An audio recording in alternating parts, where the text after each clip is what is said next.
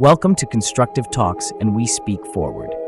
Today's breakout conversation is called Why Support Sometimes Comes from the People Who Owe Us Nothing. We are going to talk about something most people have experienced, but do not always feel comfortable admitting. Sometimes the person who shows up for you is not your relative, childhood friend, partner, or somebody who has known you for 20 years. Sometimes it is a coworker, a new acquaintance, a business contact, a neighbor, or somebody who met you 10 minutes ago and decided your dream deserved oxygen. And we need to be honest without turning the whole conversation into family bashing. Some relatives love you but do not know how to support what you are trying to become. Some are dealing with their own problems, some do not understand your vision, and some may genuinely think they are protecting you by telling you to slow down. We can examine why strangers sometimes support us better without pretending every family member is jealous or every outsider has good intentions. I appreciate that because support is complicated. I have received opportunities from people I barely knew, but I have also experienced people who acted supportive because they wanted access to my network, my work, or something I could eventually provide. A person owing you nothing does not automatically make their intentions pure.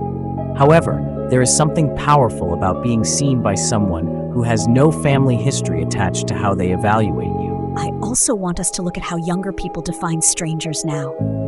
Somebody can technically be a stranger while knowing your thoughts, favorite music, daily routine, and emotional struggles through social media.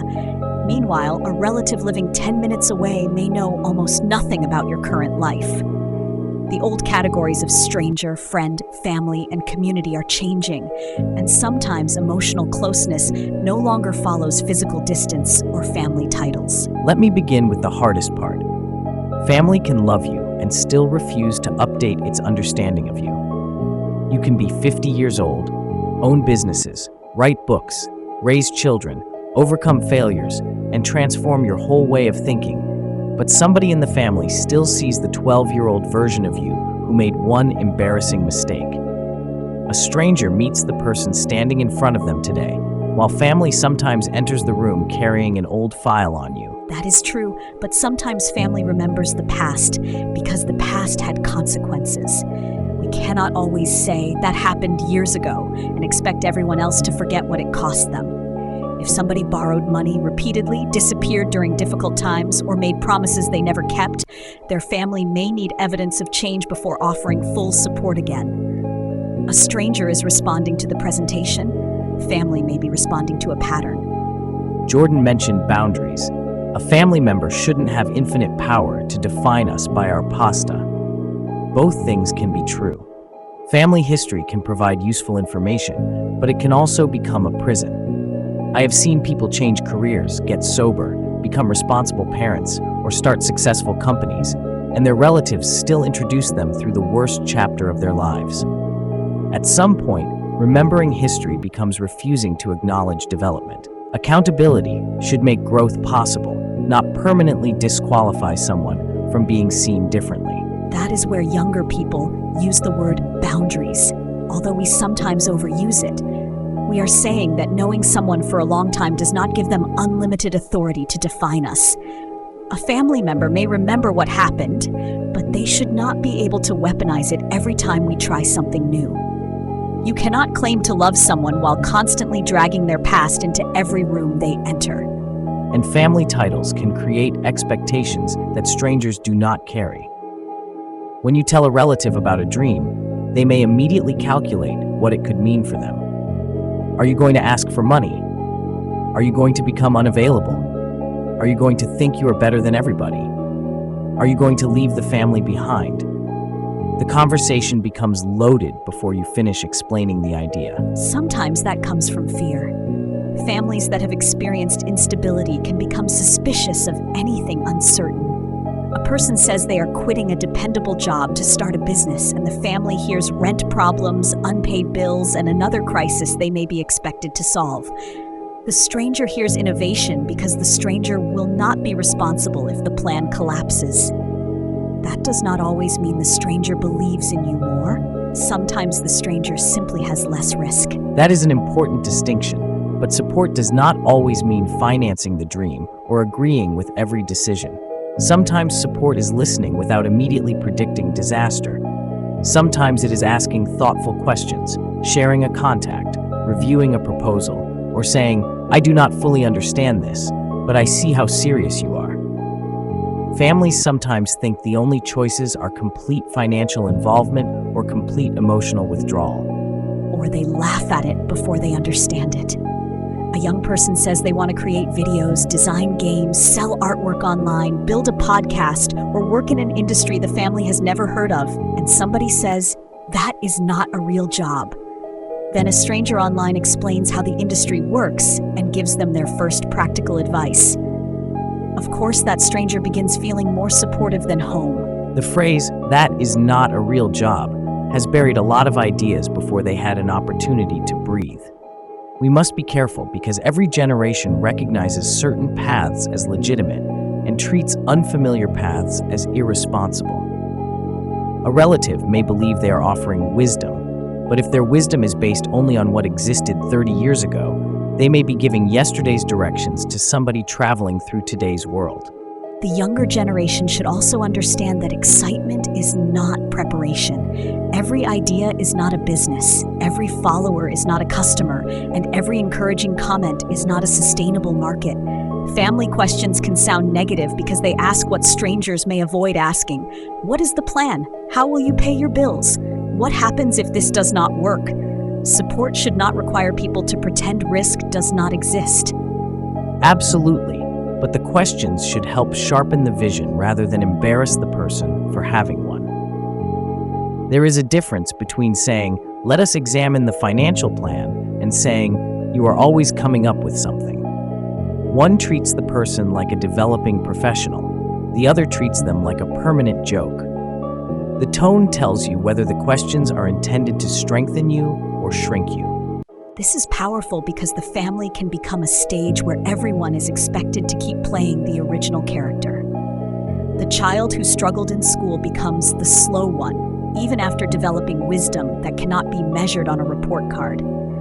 The child who was quiet becomes the shy one, even after learning to speak publicly. The family remembers the casting decision and ignores the person's evolution.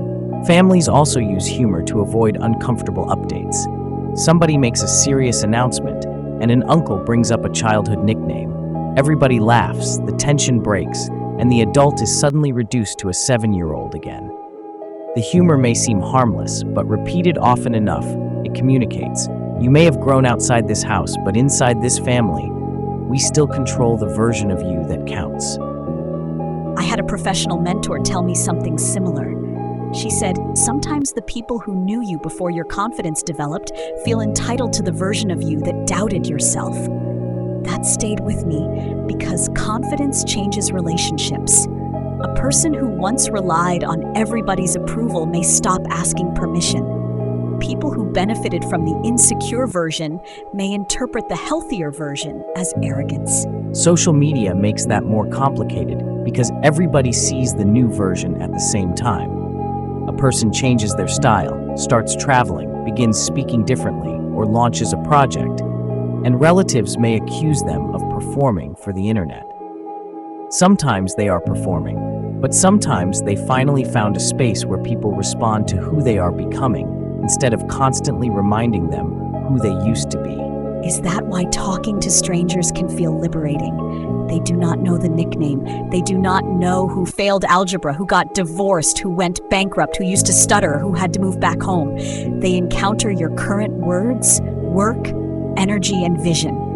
That absence of history can become a clean surface where a new relationship is allowed to form. But history can also protect us. A stranger may see confidence while family recognizes manipulation. A stranger may see ambition while family remembers a pattern of using people. We should not romanticize being unknown. Sometimes people support us quickly because they have not had enough time to understand us. Family knowledge can be unfairly limiting, but it can also be a warning system. That is why mature support includes discernment. The goal is not to replace family with strangers or strangers with family. The goal is to recognize who is capable of supporting which part of your life. Your sister may not understand your business model, but may support you emotionally. A professional contact may understand the business but know nothing about your deeper emotional needs. I believe we get hurt because we expect one person or one group to provide every form of support. We want family to be emotional safety, business advisors, investors, cheerleaders, emergency contacts, therapists, and loyal customers. That is a lot. Maybe part of adulthood is building an ecosystem instead of expecting one relationship to carry the whole weight. The word ecosystem belongs here. Support may come from several places because human beings have several needs. The person who believes in your idea may not be the person who understands your pain. The person who helps during a crisis may not know how to promote your work. The stranger who opens one door may become part of your support ecosystem without replacing anybody else. Family members are individuals too. We sometimes treat the title mother, father, brother, or cousin as if it automatically gives the person unlimited emotional capacity, wisdom, money, time, and patience. They may be struggling privately. Their inability to support a particular dream may reflect their limitations rather than their lack of love. Yes, but limitations should be communicated honestly. Say, I love you, but I do not understand this industry. Say, I cannot invest, but I will share your information. Say, I do not have the emotional capacity to discuss this tonight, but let us talk tomorrow. Silence and dismissal create a different wound because they leave the person interpreting what the absence means. Younger people often say nobody owes you anything, and I understand the point. We are trying to reduce entitlement. But taken too far, that phrase can destroy a community. Maybe a stranger does not owe me anything legally or contractually, but relationships create moral responsibilities. If everybody owes everybody nothing, then we end up with a society where abandonment is treated as strength. Exactly. The title is not saying family owes us unlimited obedience or that strangers are obligated to rescue us. It asks why people without a formal relationship sometimes offer what people with a meaningful relationship refuse to provide. That difference forces us to examine whether family titles have become substitutes for family conduct. A title can create false confidence. Someone says, "That is my brother," but they have not spoken meaningfully in 2 years. Someone says, "That is my best friend," but the relationship survives only through old memories. The title remains because changing it would require an uncomfortable truth. Sometimes a stranger behaves more like family than the person carrying the family name. In business, we say performance eventually reveals the strength of a relationship. Somebody can call themselves a partner, mentor, collaborator, or supporter, but when it is time to make an introduction, review the document, answer the call, or stand beside you publicly, the behavior becomes the real title. Support is not proven by what someone calls themselves. Online relationships are similar. People say, "That is my internet friend," as though it is less real, but that person may have checked on them every week, encouraged them through school, helped them prepare for an interview, and celebrated their progress. The relationship may have started digitally, but consistency made it real. Physical proximity alone does not create emotional presence. That makes me think about family reunions. People gather, take photographs, wear matching shirts, eat together, and celebrate the family name. But the deeper question is what happens after the reunion? Who checks on the elderly relative? Who mentors the younger person? Who helps the family member looking for work? Who follows up with the person who quietly admitted they were struggling? Sometimes a family performs togetherness better than it practices togetherness. We know how to gather for weddings, funerals, graduations, and holidays. We may not know how to maintain connection during ordinary months. Crisis creates temporary unity because everybody understands what to do. Daily support is harder because it requires consistency without ceremony. The stranger sometimes succeeds because there is no ceremony. They simply see a need and respond. A former coworker forwards an opportunity. A customer recommends your service. Somebody at a conference introduces you to the right person. They are not thinking about family politics or whether supporting you changes the social hierarchy. They just recognize a useful connection. And sometimes strangers are less threatened by your growth because your growth does not force them to compare themselves. Inside families and long friendships, People may have developed an invisible scoreboard. Who earns more? Who got married first? Whose children are doing better? Who received more attention? A stranger can celebrate you without feeling that your success lowers their ranking. A family scoreboard can turn love into competition. People stop asking, "How can I support you?" and start asking, "What does your success say about me?" Your new opportunity becomes somebody else's evidence that they are behind. Instead of joining the celebration, they protect themselves through criticism, silence, or changing the subject. We also need to admit that the person seeking support may contribute to that competition.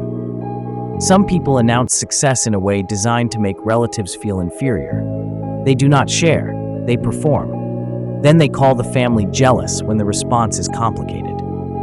Humility does not require hiding your achievements, but how you carry success affects how people experience it. True, although we should not require people to make themselves smaller so everyone else remains comfortable.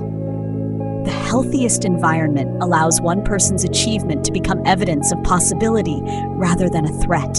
That requires emotional maturity on both sides. The successful person remains grounded, and the family resists turning comparison into resentment. It also requires us to redefine support. Liking every post is not support. Buying everything your relative creates is not always realistic. But asking how the project is going, sharing it with someone who may genuinely need it, attending one event, or giving honest feedback can matter. People sometimes withhold small forms of support because they cannot offer the biggest form. Even when strangers provide those small forms consistently, the impact becomes large. One encouraging message can arrive on the exact day somebody is considering giving up. One introduction can change the direction of a business. One person saying, "I see what you're trying to build," can restore energy that years of familiar silence depleted. We should not forget that strangers may be responding to something family no longer notices because familiarity can make people careless. The people around you every day may stop seeing your discipline because they are accustomed to it. A new person sees the work with fresh eyes. Sometimes the difference is not hatred or jealousy. It is that familiarity has made your effort invisible. This happens in workplaces too. The dependable employee becomes taken for granted while the new leader immediately recognizes their value. The organization has seen the person perform for years and begins treating excellence as ordinary. Then somebody from outside says, "Why is this person not leading a team?" Fresh perspectives can reveal neglected talent. So maybe the first segment ends with this. Strangers are not magical, and family is not automatically harmful. The difference is often perspective. Strangers may meet our presence while family meets our history. Healthy support requires the people who know our history to remain willing to meet us again. Let's move from the family room into the workplace, the business space, the networking event, and those unexpected encounters where somebody we never imagined becomes an advocate, customer, mentor, collaborator, or bridge. We will begin this segment with a simple question.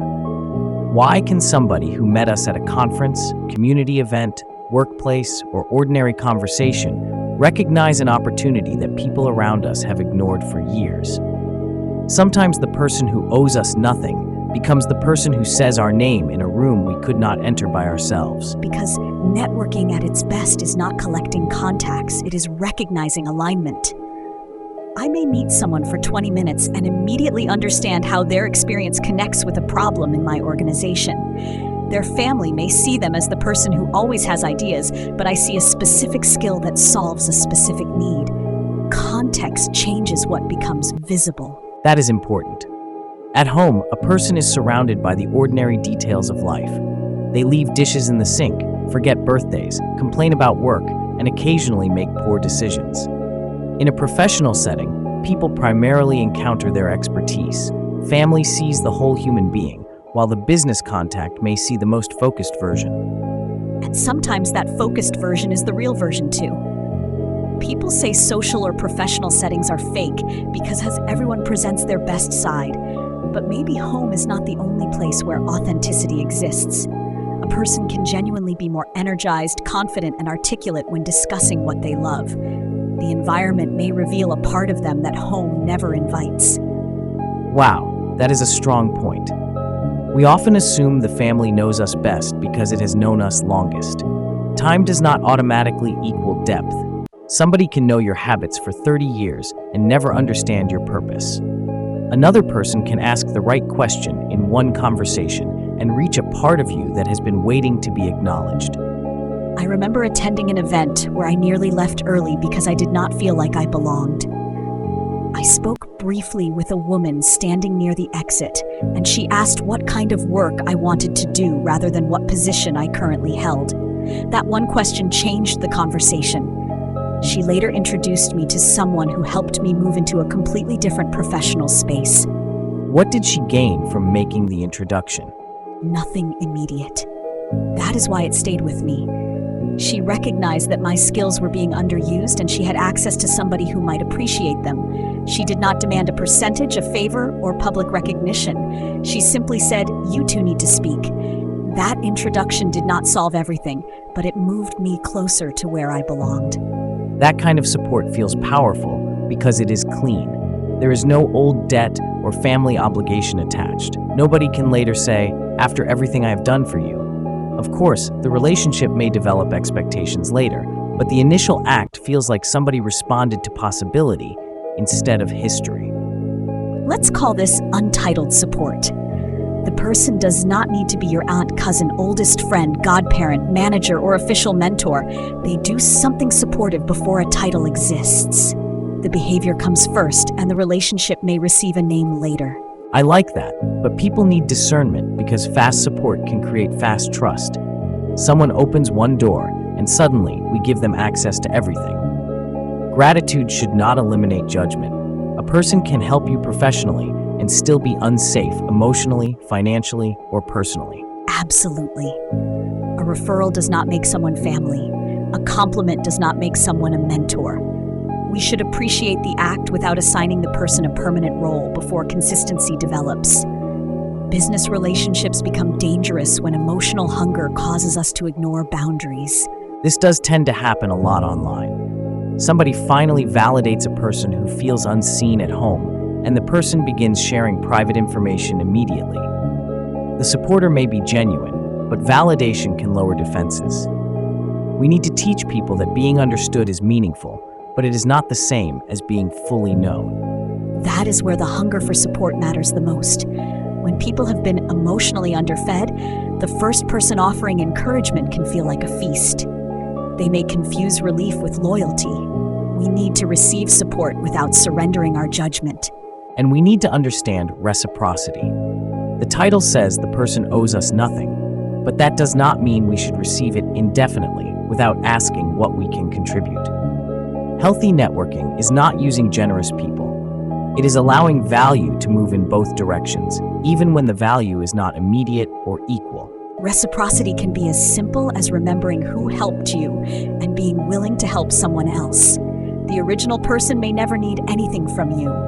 You honor the support by not becoming a locked door after somebody opened one for you. Generosity should travel. This is a vital part people sometimes miss. They receive an introduction, job lead, creative opportunity, or advice, then guard what they learned because they are afraid someone else will become competition. The stranger helped them without obligation, but once they gain access, they start acting like everybody else must earn the secret. This automatically takes us back to I and we. The person celebrates escaping a difficult position but does not ask how to make the path more visible for others. Success becomes extraction. Get out, move up, protect access, and distance yourself from the people still trying to understand the system. We should also be realistic about business. Every contact cannot be shared with everyone. Reputation is involved. If I refer someone who is unreliable, their conduct can damage my credibility. Supporting the community does not mean attaching your name to people whose work you have not evaluated. Indeed, a referral is a transfer of trust. Before I recommend someone, I need confidence in their professionalism, communication, and ability to deliver. But I can still offer developmental support, review their materials, explain what the industry expects, or tell them what must improve before I refer them. Saying not yet can be constructive support. This is defiantly different from gatekeeping without explanation. A person asks for help and somebody says, "You are not ready," but refuses to explain what readiness requires. Then they hide behind standards. Standards should be teachable. Otherwise, access remains mysterious, and people with family connections continue moving ahead. Many people inherit networks before they earn accomplishments. They know whom to call, how to speak in certain rooms, what documents to prepare, how to follow up, and what unwritten rules matter. Others are told to work hard but never taught how opportunity actually circulates. That is why unexpected supporters matter. They sometimes explain the hidden process. They tell you, do not send that resume in this format, or follow up within 2 days, or here is how these decisions are made. The information may seem small to someone raised around it, but it can change everything for someone entering the room for the first time.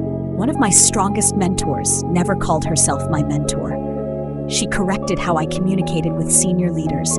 She told me I was over-explaining because I was trying to prove I belonged. She taught me to state the recommendation, support it with evidence, and stop apologizing for taking up space. That guidance affected every room I entered afterward. Such a great example of support that changes identity, not just circumstances. She did not only give you an opportunity, she helped you understand how to carry yourself inside opportunities. Sometimes family encourages us emotionally, but cannot teach us the codes of a space they have never entered. Most of the time, pride prevents us from admitting that. We may become angry that our parents did not prepare us for something they were never taught themselves. They gave us what they understood. The stranger enters with knowledge from another environment and fills a gap. Receiving that help does not require dishonoring the family. Unexpected allies might play a guest role, opening doors temporarily without expecting lifelong ties. We should give families grace for what they could not provide while still naming what was missing. Both are possible. You can say, my mother loved me deeply, but she could not teach me how to navigate corporate leadership. That is not betrayal. It is an honest description of different forms of knowledge. Families can become curious instead of defensive. When an outside mentor helps their relative grow, the family does not have to see that person as competition. They can say, I am grateful somebody saw what we did not know how to develop. Support networks should expand the family's capacity, not threaten it. Unless the mentor starts disrespecting the family or acting like they created the person. That happens too. Someone helps you professionally, then begins framing your entire past as a wasteland before they arrived. A good supporter adds to your life without requiring you to erase everybody who came before them. This is so very important. Untitled support should not become untitled control. The person who opens a door does not own the person who walks through it. Gratitude is appropriate. Lifelong submission is not. Support becomes manipulation when the giver continually uses the gift to claim authority over your future. That applies to family too. I helped you can become a permanent invoice.